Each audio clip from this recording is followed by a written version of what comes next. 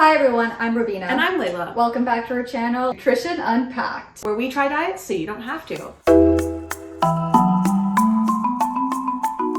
This week we're taking on the challenge of mindful eating. I'm really excited about this. I am nervous. I'm nervous, but I'm excited because it is something that I hear a lot of, and it's been in our education discussed so much and blah, blah, blah, blah. Like, I've thought about doing it, but I've never really taken the onus to do it. I've only ever recognized that I should probably do it. Honestly, I'm not looking forward to this week, and I blame myself because this was my idea. I always have some sort of entertainment on in the background. If I sit down to eat and I don't already have entertainment, it feels like a waste, like I'm losing precious time. I do feel like I need to be doing something while I'm eating. Yeah. The thing is, doing stuff while I'm eating actually brings me joy. Me too. Yesterday, I was so tired, and I was, I'm gonna get a burger, and I'm gonna watch TikToks while I'm eating my burger, and I'm so excited. That's the thing, right? I'm so excited to watch my TikToks and eat my burger. I feel like 80% of me looking forward to eating is the accompanying activity. 100%. And it's like, I like talking. If there's someone else there, I love talking to people. I guess that's what's kind of interesting about mindful eating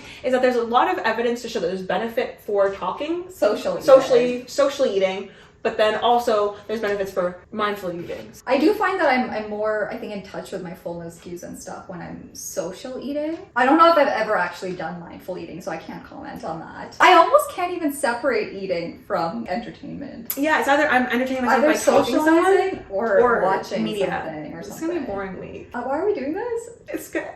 It's good for you, probably. Well, let's find out. Yeah, so we just talked a lot about mindful eating, mindless eating. What even is mindful eating? It's kind of been like a hot topic. Mindful eating actually comes from the general practice of mindfulness. Mindfulness is the act of very intentionally bringing attention to your thoughts, your feelings, your sensations in your body, even the external environment, and doing so without judgment, just being open, having acceptance, almost like just being a student of your own experience, just being a neutral observer. It's such an interesting experience to just experience what's happening within you. And there's so much that I think you're kind of blind to as you just go about your day. This concept of mindfulness was developed in the West by some guy named Kabat-Zinn. He took a lot of the principles from Buddhism and Hinduism, brought that into like a more formal system. I think a lot of times I'll see mindfulness things and they'll put like little Buddhist symbols and little Hindu symbols and then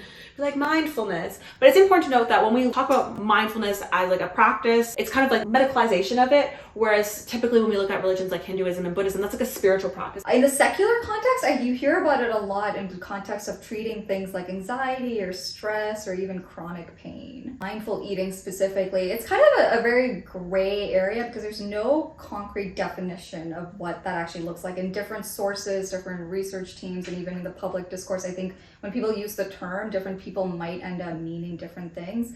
Generally speaking, there's an element of really being in touch with your hunger and fullness cues, being aware of kind of what food you're eating, the textures, the aromas, the flavors, even the temperature. As you're eating, kind of maybe being aware of how maybe your body sensations are changing. Maybe you start off hungry and as you go through a meal, feeling more and more satisfied and then full and content. And being really aware of all of those things. Some people say that this even extends to the before and after meals. When we're in the store, how are we picking things up? How are we planning our meals? How do we feel before we're eating? It is kind of a large concept and it has some overlapping with intuitive eating. It sometimes gets confused for that. And so that actually makes it really hard for us to study. So when I was looking at a lot of the research on this, it is kind of fuzzy because there's so many different things that fit within this window of mindful eating and it's just not very precise. I feel like in our current society and the way that we live life, it'd be so hard to actually practice it in any consistent basis. Most of how we eat is like, well, it's lunchtime, it's this time, they served this much amount of food, or I plated up this much amount of food, so I'm gonna finish it. Or how do I go to the movies without getting popcorn? So much of how we eat is just based on external cues and kind of bringing it inward. I don't know, this is gonna be an interesting week. I think it's gonna be a very challenging week for me. That brings up a point of I feel like it's almost being able to eat mindfully might not be practical for so many different people. If you're like on a shift work job where your lunchtime is this time, you know what? It's if you don't eat now, you're gonna be hungry later. I don't know. I feel like it kind of is like not everyone can do this. It's almost like a privilege to be able to be like, oh, I'm just in tune with my body and I'm whatever. Or even, access to food. There's a lot of people who probably don't have access to the kind of foods that they want. I think we need to be mindful of the fact that honestly, a lot of this just is not practical. As animals, I feel like eating is arguably, I don't even know if it's arguable. Eating is like one of the most primal things that we do. A lot of it is kind of automatic. Doesn't require as much conscious effort. Like if food is around us, just kind of the autopilot eating is so common. And this is where like mindless eating comes into play. So mindful eating is almost like the opposite of mindless eating, which is what I think a lot of us get into probably on a regular basis. Yeah, that's definitely what I do all the time. And the reason that this matters is because there are kind of theories or hypotheses out there that mindless eating might be contributing to excess caloric intake and possibly weight gain and other negative health outcomes as a result. There is some literature in the area that shows that, eating while distracted, which we just said we love doing, so eating from the TV, may change the amounts we eat. I think a lot of times when we hear this spoken about, it's typically, oh, when you eat in front of a distractor, you're going to eat more. But what's interesting is that this isn't always the case. The research here is a little bit mixed. Some studies actually show that when you're eating in front of something that's really engaging and entertaining, you actually eat less than if you had nothing. But if you're eating in front of a TV show that's really, really boring, you're going to eat more, which kind of makes sense. I would have thought that even if you're really engrossed in something, that you might still kind of just still be enthralled, but like eating. Did you see what the boring media It was educational. It was art lecture. Yes. I don't know, maybe there are people that would find an art lecture very interesting, but even when we look at like the entirety of the research, it's actually not as strong as I thought it was. I thought it was just like, fact, in front of a TV, you eat more. And it seems like with most things in science, it's more complicated than that. And what's becoming a more emerging topic is what actually happens when you're eating in front of a smartphone. Even though smartphones have been around for a long time, we have not caught up. Eating while using smartphones may have similar effects. Most of the time when we talk about the impacts of mindful versus mindless eating and the impact on how much you eat, it's often in the context of like how much you're actually eating within that sitting itself. But it's actually thought that it could end up having an impact on how much you eat later on in the day as well. There was an experiment done where people were given a meal. Some people were asked to do what's called focused eating. Some people were given a distraction, like an article about food. And they found that the people that were distracted doing the reading, later on when they had the opportunity to have a snack, they actually reported that they were hungrier for the snack and they actually had a greater amount of that snack.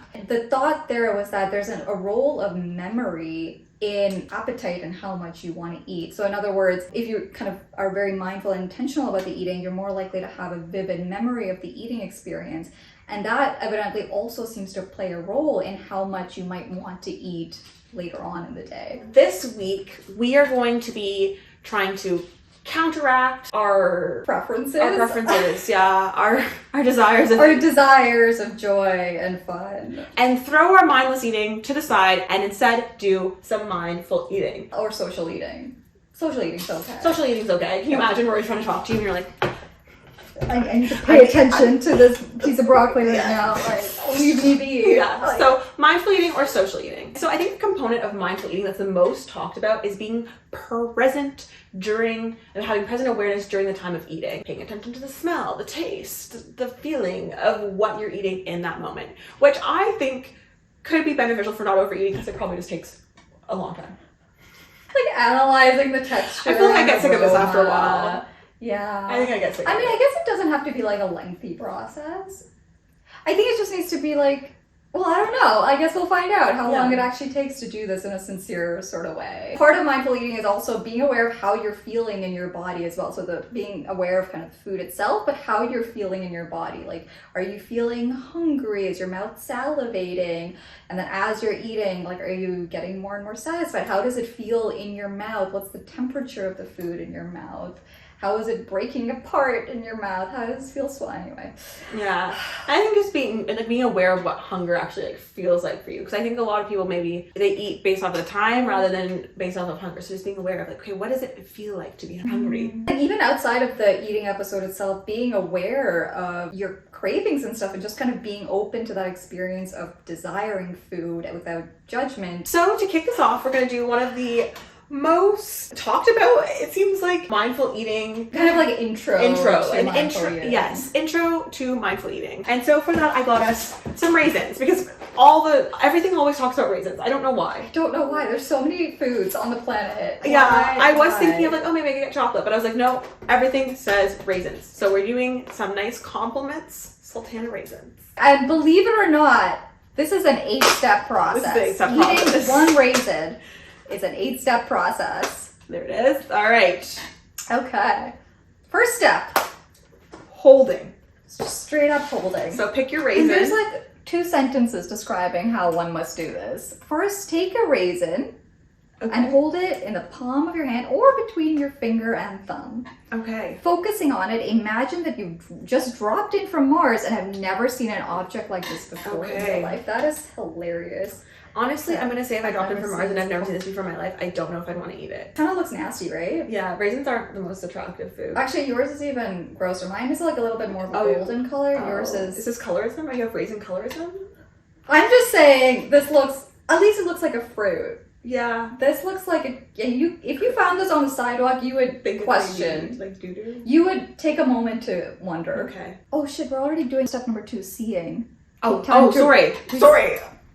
Oh, what's my bad? Take time to really see it. Okay. Gaze at the raisin with care and full attention. It's quite wrinkly, in case you didn't know what raisins look like. Here, you guys can look at the raisin. I don't know. Okay. Oh, turn the raisin over. I was already doing that. Oh my gosh. You're getting ahead of yourself. You gotta be in the moment. Explore its texture. Maybe with your eyes closed. Oh, with my eyes closed. Oh, we're not touching already? Oh, sorry. Sorry. Yes. Any asymmetries or unique features? All sorts of asymmetries. Yeah, I don't think... A raisin exemplifies asymmetry. I think so. Okay, can we move to... You know what the problem with doing this with chocolate? I think it would melt. We would melt and we would just want to eat it so bad. Yeah. There's no urgency to eat this. Maybe that's why they pick a raisin. Oh, okay. You know what I mean? Yeah. There's no urgency to eat this. Because who's gonna... I don't know. I don't mind raisins. I don't hate raisins. I'm not like a raisin hater. I do think if this was like in front of me, I would probably just like, I would grate some raisins. Yeah. You have strong feelings about oatmeal raisin cookies? I love oatmeal raisin cookies. That secretly look like oatmeal chocolate chip cookies? People get mad about that. I prefer oatmeal raisin cookies to oatmeal chocolate chip cookies. You're a crazy person. Well, and you love chocolate too. I do, but it's just like I like the spice of an oatmeal raisin cookie. Like not heat spice, but I like the cinnamon, nutmeg. I'm just blown away that these words are coming out of your mouth. I like a chocolate chip cookie. I don't know why we need to be putting oatmeal and chocolate chips together. You could put chocolate chips in everything. Okay. Oatmeal raisin, they have like a little bit more moisture. There are literally like memes online about how like oatmeal raisin cookies are why people have trust issues. Yeah, I know. I hear that, but also guys, like just use your eyes. I know they don't actually look the same. They don't look the same at all. Start mindful eating. Yeah, so that's the problem. All right, where are you on touching? I already touched it. Oh, you already touched it? Yeah. Actually, I find this is a nice thing to touch. I like the wrinkles of it. That's probably actually the wrinkles are surprising. I don't think I would have anticipated how wrinkly this is. It's nice. It's a nice sensation. It's squishy. It is squishy. Ooh. Smelling. Hold the raisin beneath your nose. Drink in any smell. Yeah, I mean it smells just like a taste. Smells like. Can you imagine it? I'm just watching it now. So close to your nostril. Oh, we're finally gonna place it in our mouth. Oh, to your lips. Noticing how your hand and arm know exactly how and where to position it. Oh my God. Not if you're 1 year old. I know, yeah. Gently place the object in the mouth without chewing. Spend a few moments exploring the sensations of having it in your mouth. Exploring it with your tongue. And then as a whole other step, when you are ready, prepare to chew the raisin. All right, let's place it. Are you ready? Yeah, I'm ready.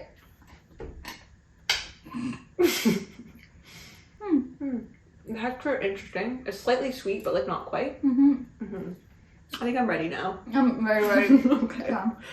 Prepare. Alright, I moved it this side. Which side did you go? Mine's on this side as well. Okay. 1 or 2 bites. Oh, I'm already like on my 5th or 6th. I mean, it's already swallowing. It's not my fault.